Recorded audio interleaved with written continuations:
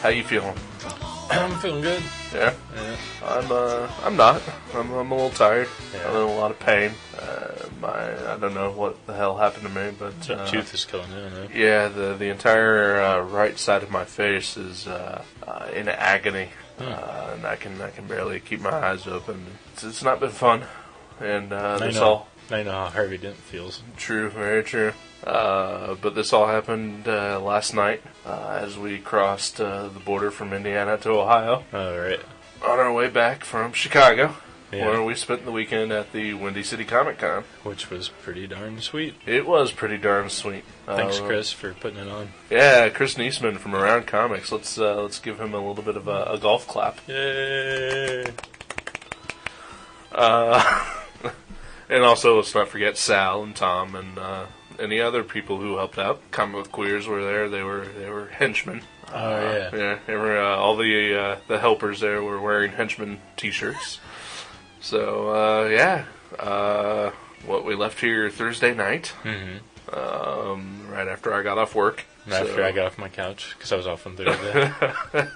So it was like 7 o'clock, us hitting the road, stopped at a Popeyes somewhere in Indiana. And the manager showed us porn on his cell phone and gave us free biscuits. It didn't show us porn, but it was a lot more awesome than porn would ever be. It was like a guy with elephantitis of the face.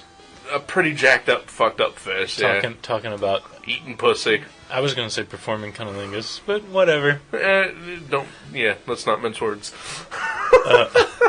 The manager's name was Jomo? Jomo. It's like Mojo, only backwards. Yeah.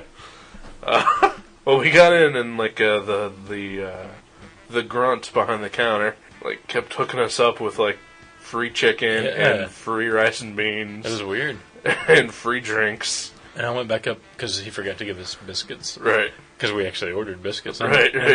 And Jomo had no idea, and he just hooks us up with free biscuits. Right. It was the weirdest, most surreal Popeyes experience. It was bizarre. And then we made it to Chicago, made it to our hotel, got lost a couple times. Mm-hmm. Then Friday we explored the city for a while. Yeah. That was pretty awesome. We had some tasty burritos. Had some tasty burritos at this little hole-in-the-wall Mexican place that the owner was a dick.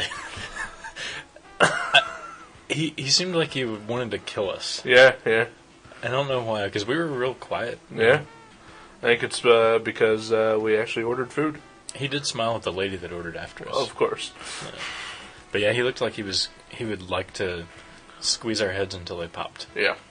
We went to a pretty kick-ass comic shop out there. Chicago Comics. On Clark Street. Yep. I think it's on Clark Street. I believe so. I think so. They were pretty awesome. That was probably one of the better comic shops I've ever been to. Mm-hmm. It didn't really smell like anything. Wow. There was no carpeting, so there was no carpet that was stained. That is amazing. There was no game room. That's pretty cool. They did have an indie room, though, which was super fantastic awesome. Yeah, I think I soiled myself in there. Yeah, I think we both did, and I'm not nearly as big an indie fan as you are. But it was pretty spectacular. Well, it's funny, though, the only book I was hoping to buy while I was in there, I mean, in Dayton you can't really see that, I'm sorry, I'm freaking out. That David Heatley book that we reviewed. Right. We were extremely lucky to sell one copy at my work, and they had 9 on the shelf, and who knows how many they've sold already. Right. So to be at a place like that can sell that kind of indie books and support them. They had tons of them. They had a wall full of mini comics. Yeah, totally hand stapled, sweet stuff like I love, like you do, like I do, I love. But the one book that I was looking for was a Justice League comic out of that hole, and I couldn't find it. You'd think, being in that sort of indie mecca, I would just be like, oh, they have Hamster Man number 12. Oh, right. They have Allison Cole mini comics. Oh. But no, I was looking for this Justice League comic It's like in the early 200s where there's like these tarot cards on the wall. Right. And it's one of the first comics I ever have read, and I've been trying to find a copy. And me, I've I spent today reading like Daredevil and All-Star Superman. Right. All I was looking for was a Dan Clowes book that I don't already have. And you couldn't find any. I couldn't find one because I have them all. There was that postcard collection. Right, which wasn't really worth it. It wasn't that great. I mean, they chose some early artwork by him, which I don't think was some of his better stuff. But And I thought about buying a Jeffrey Brown comic while we were there. Mm-hmm. But then I was like, oh, well, Jeffrey Brown is going to be at that show. Right. So I'll just buy one from him. And then I forgot to buy one from him when we were there. Which one were you going to buy? I was going to buy Sulk. I'll put one in your file. I think we still have one. Alright. But yeah, so then our big plan for Friday night was we were going to... Well, there were very, very tentative plans to hang out with some of the Around Comics people, but they were busy all day and kind of tired, so... That's understandable. Right. They were single-handedly setting up that show. Right. So, yeah. So we watched Ferris Bueller's Day Off and played Rummy instead. Well, we were also entertaining the idea of going to see The Roots. Oh, The Roots is probably my favorite hip-hop band that's around. And unfortunately, it was $30-something. $36.50. Yeah. Yeah, and that's too much. So we sat around our hotel room. We didn't even have beer. Just completely sober, playing gin rummy, watching Ferris Bueller's Day Off. Which ain't really Which was that bad. pretty awesome. Yeah, it was pretty cool. I'll admit, that was pretty cool. And then Saturday, we decided we didn't need to be at the show at 10 o'clock, so we slept in and just took our time and chilled out. And oh, fuck, I forgot to mention the best part about Friday. What's that? I got to touch Wrigley Field. Oh, that's right, yeah. Wow, how can I forget about that? That was pretty cool. I am a huge Cubs fan, and so for me to be at Wrigley Field was just a pants-sweatingly good time. Wow. Yep. And I got to take some pictures of some hippies in front of the Wrigley Field sign. Yeah, they were like, hey, take our picture. I tried to get them to sing the Perfect Strangers theme. They totally were into it. They sort of started. Totally were into it. That was really sweet. But Saturday we got up. We had breakfast at some fine Chicago cuisine known as Denny's. Yeah, I'd never heard of that local establishment. They should really branch out. They were good. Yeah. Oh, but we did have a pretty fucking awesome pizza on Friday night. Oh, Sorrento's off of Manheim Road. Oh, it's good stuff. Yes, it is. It's a place that I go to every time I go to Chicago, and it's fucking amazing. Yeah, it was some of the best pizza I've ever had. Yeah. Then Saturday we headed to the show. We met some folks there. Mm-hmm. You got to meet your I don't know how to put them. It's blurred the line between fan and creator at this point, I think. What's that? Whatever you are to Jeffrey Brown and whatever Jeffrey Brown is to you. Oh, you make it sound like he's like my secret crush or something. He is your secret crush. Although it's not quite a secret. I will say, no. I will say that guy makes some of the best comics that are being published right now. I really do find myself inspired by his books more than most, because he seems to have more fun making his books than most people. Yeah. And I respect that a lot. So yeah, it was pretty cool to see him, and he was a super nice guy. He even swapped a book with me for my new book. So right. Yeah, he was super cool. He signed my book that what was it, Cat Getting Out of a Bag. Yeah. Which is a book about just antics of a cat. Right. That I bought for my mom for her birthday last year.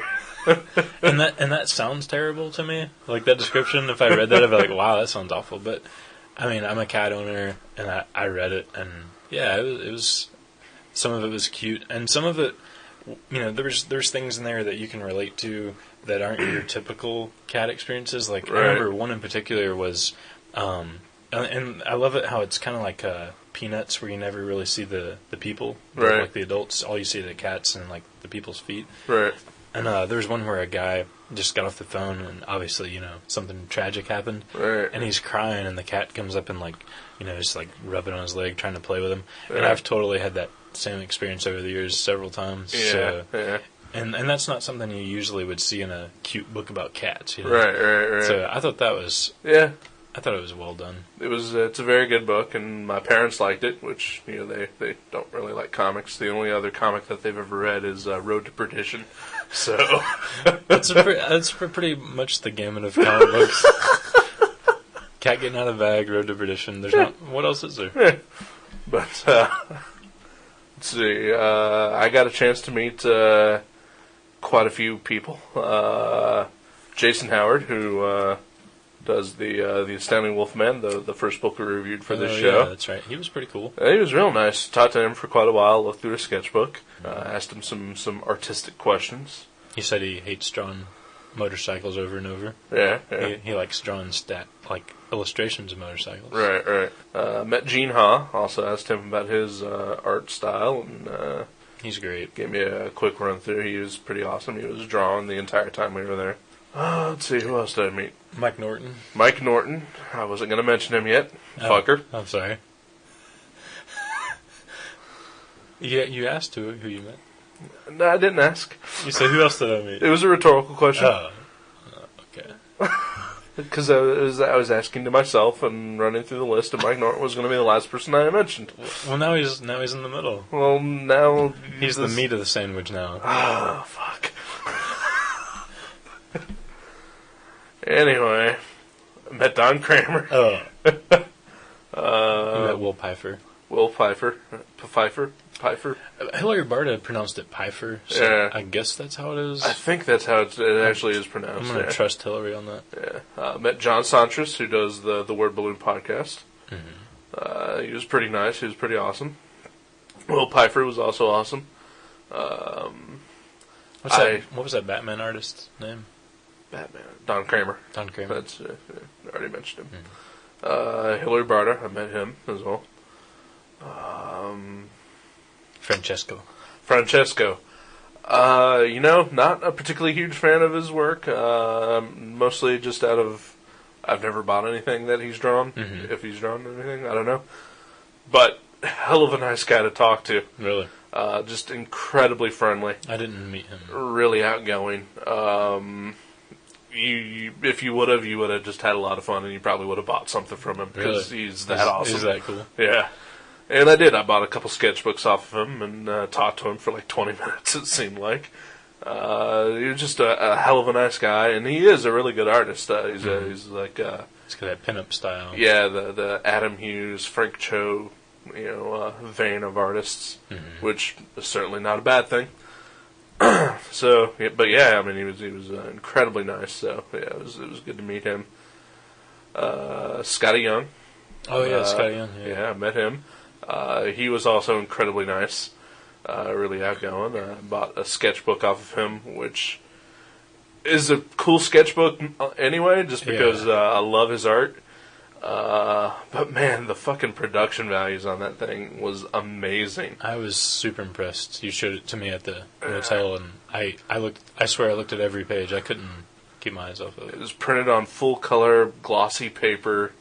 It's hardbound with like a varnish cover. It's just possibly... he charged $20 for it. And I think it was worth every penny. Yeah, it was high production and quality. Yeah, and then I met Mike Norton. Oh yeah, Mike Norton. He was there. My hero, Mike Norton, podcasting wise, anyway, because we love the Crankcast, and it's okay. Yeah, it's alright. Fuck you. That's right. You hate it now. No, you hate the Crankcast. I don't now, hate the Crankcast. I don't hate anybody. I didn't get a chance to meet him though because he was. Because you hate him. He was. Well, A, he was never at his table, and B, when he was at his table, there was like 6 people gathered around him, telling him how much they love Crankcast and right, Blue Beetle and yeah. And that's awesome. But I just didn't get a was chance. one of those guys. You were one of those guys. Screw you. No, I just didn't get a chance to talk to him. So maybe next time. Yeah. But it was pretty nice. He was, as I caught him, he was on his way out to lunch. Mm-hmm. And I really didn't want to bother him at that point. I was like, I'll just come back. He was like, no, dude, whatever. Yeah. I was like, well, I was just, wanting to get some books signed. He was like, yeah, it'll take 5 seconds. And I'll be like, no, you're going to lunch. He's like, come on. You bullied me. Really? Into giving him the books. You didn't tell me that. That's funny. Yeah, he seems pretty cool. Yeah. He seems like a down-to-earth Joe. Yeah. And we met some of the guys from the Around Comics podcast, Chris and Sal. Mm-hmm. Tom Caters from Around Comics and Tom vs. the Flash. He was super cool. Yeah, funny. Yeah. I love that show. We met some of the comic book queers at the podcasting panel. Those guys were also really cool. Yeah, yeah. We sat in on 2 panels, the podcasting one and the digital coloring one. I was really excited because I'm just now learning how to color. Like the comic I just made is the first one I've colored in Photoshop. I just colored the cover, but right. And I'm sure it's full of mistakes, but it was It was the first thing I'd done, so I was stoked, and it was cool to hear them talk about coloring, and I actually picked up a couple of things from that, so I was pretty happy to sit in on that one. That's cool. I sat through most of it, but then it was stuff I already know, at least the basics of, and I don't do that much coloring anyway. I don't particularly like color as a whole. Color can go fuck itself sideways. So you're like the Bernie Wrightson of comic books. Oh, you might say that. Just without the talent or the skill. Oh. But yeah, I left about 10 minutes before that was over and just went back to the show for a couple minutes. We got some lunch at a pretty badass Thai place. My favorite thing is this was right across the street from the show on Halstead. I forget the name of the Thai restaurant, but it's literally right across the road. Yeah. And my favorite thing about that place was how it was completely elegant. I mean, the menus were in super nice, fancy things. Right, right. There was flat screen TVs on the wall, and everything was immaculate and elegant. And on every single table in the entire place were 2 placemats with line art of dinosaurs that said "Dinosaur Buddies" on the top for you to color. And I was like, this is the most out of place thing I've ever seen. So I took one home so I could color it. And nice. I couldn't believe it. Did you do any of the puzzles on the back? Not yet. There's a maze I'm going to have to jump into that. All right. But yeah, I was I was like, this place looks like a 5-star restaurant, and on every table are 2 placemats with Dinosaur Buddies to color. I mean, that's great, though. That's super cool. Yeah. I did, when we were waiting for our food, I wished we'd had crayons. Yeah. I would have colored some. I did have a pen. I was going to start doing some shading, but I was just, I didn't do it. But yeah, so the show was good, and they had an after party. And I think for the longest time, we were really considering going. Mm-hmm. And instead, we opted to go back to our hotel and play Gin Rummy. Yeah. And watch the Simpsons movie. Yeah. I mean, when you're in a town like Chicago, 7 o'clock rolls around, it's about time to call it a night. Yeah. And there's nothing to do. No, we went out for authentic Mexican cuisine, though. Oh, yeah. That was this awesome. Little diner near our hotel. Was it on Grand? Or what was it? Grand Avenue. Yeah.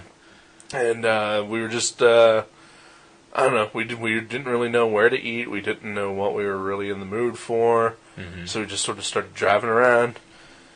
And we turned down on Grand Avenue and right next to the Arby's. Yeah, just past Arby's. I saw, authentic Mexican food or whatever. And I was like, oh, Mexican, how's that? Yeah. We pull in and it was this just hole-in-the-wall little diner. Yeah. It was a bar, basically. Yeah, and as soon as we walked in, everyone turned around and just stared at us. Yeah. And we didn't know where to sit. And when we did sit, I made noise, and... you scooted the table in it. I scooted the table. It sounded like Freddy Krueger was, screeching across a blackboard. Yeah. It was like... So to be as conspicuous as possible, Exactly. But it was incredibly good. Spiciest guacamole I've ever eaten. It was. I didn't have guacamole because I don't like guacamole. The salsa was very good. I had a chimichanga. It was also very good. I had a vegetarian burrito. But yeah, it was just awesome and just a total fluke that we found this place. And good show. I'm not technically white, but I'm my heart is white. Yeah. and it shows through. I don't know how to feel about that. Like, but my heart is white. Yeah, I'm not like a white supremacist or anything like that, but I grew up in Dayton, Ohio. It's white people. It's a white bread town. And, all my Puerto Ricanness is dissolved in the face of other Latinos, and so I just it was apparent that I didn't belong there. But the food was awesome, and it was excellent.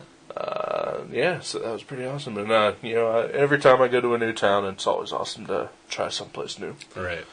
Rather than the shit that you like Denny's. Like that Denny's place. Right. Best flapjacks I've had in a while. Or Old Country Buffet like we had with my aunt. Yeah, your aunt and uncle were awesome. And they were super cool for buying us breakfast. That was nice. Yes, I know they're never going to listen to this, but thank you, Gladys and Abe. Abe and Gladys, you rule. Yep. But can I call you Abe? I don't know. Mr. Gonzalez. Mr. Gonzalez. Okay. He deserves that much respect. He's a sweet fella. Yeah, and then we came home and somebody put my face through a grinder, and this is how I've been for 2 days since. All right. It was a good time. I went to Chicago Comicon. I think it was before it was even called Wizard Con. It was Chicago Con in '93 or something. Right. And that was like one of those huge Comic-Cons where everybody and their inker is there. Right. And I enjoyed this one more. I really did. Even though there's a tenth as many creators there, it was cool. Yeah. I enjoyed it. It was about the right size for me. I also had a great time. I'd been to a Wizard World about 7 years ago. Mm-hmm. Had a pretty horrible time. Mm-hmm. I'm pretty sure I would never go back to a huge convention like that again. And I've always appreciated the size of space up in Columbus. Right. But it's always space is full of people like you and me. Right. Losers. Losers. Sitting at tables, selling their mini comics. Yeah, that we hand staple in our parents' basement. And every time someone walks by, you give them that sort of dead-eyed desperation of please look at me. Please look at my comics. Here's the trick I found. Okay. If anybody is listening, they should go to Space because it's a great show and there's all kinds of neat stuff there. But you know what you need to do is you need to put on a Walkman or an iPod. Yeah. And wear some sunglasses. Yep. And then you can look at everything, and you don't even have to be listening to music. I mean, you can just pretend. Just pretend. And then when you're at the table, and that look of desperation comes, and you can feel it burning into you. Yeah. And you look don't down, have to make eye contact. And you see this hand stapled pamphlet of poorly scrawled images that is a ripoff of something else. Right. You don't have to buy it. Just walk away. It's fine. Yep. But if you do see something you like, because there's usually... There is some good hidden stuff there. There's usually 10 or 20 awesome things at Space. Yeah.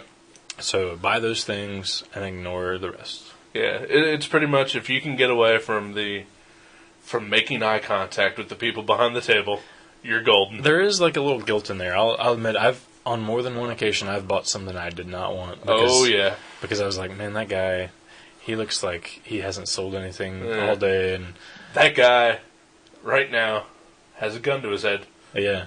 And if I don't buy that book, he's going to pull the trigger. On me or him. Right. Yeah. But occasionally, I think once or twice I've ended up with something I really dug. Oh, yeah. So who knows? Maybe I'm wrong about the sunglasses and the iPod. But, occasionally I'm like, wow, I didn't expect to like this, but it was really good. Right. All right. I think that does it for this. I need to get to bed. Yep. So, thank you. Good night. I'm thinking I might actually release this as a separate thing. So, yeah, like a supplemental. Oh, okay. That way our little Windy City Con special. Yeah, that way our regular show isn't like muddled down. Yeah, like 159 minutes long. Yeah, it's a lot. Yeah. All right, so that was our Windy City Comicon special. Thanks again to the people who put it together, and the city of Chicago, and all the creators who we met there. Or who I met, because you don't like comics. I don't like. I just sat in the waiting room and read Filter magazine. I read Q-Tip interviews. It's like comic books. Who needs that? Yeah. And hung around with all the drag queens and the gay and lesbian crowd there at the center on Homestead. Yeah, there was a lot. It was pretty sweet. Shopped at the Whole Foods grocery store. I did. I bought some Chicago beer, Goose Island 312. I bought some imported root beer and a gigantic bottle of water. Nice. And I just drank your beer. That's true, you did. Yeah, I paid you for it. Oh, that's true. You still haven't paid me for parking yet, though. Oh. We'll get into that next episode. Alright. Alright, so, Windy City. We hope to go back next year, I think. Yeah, I'll probably do that. Yeah, alright. So, good job, guys. Thanks. Yeah. Bye-bye.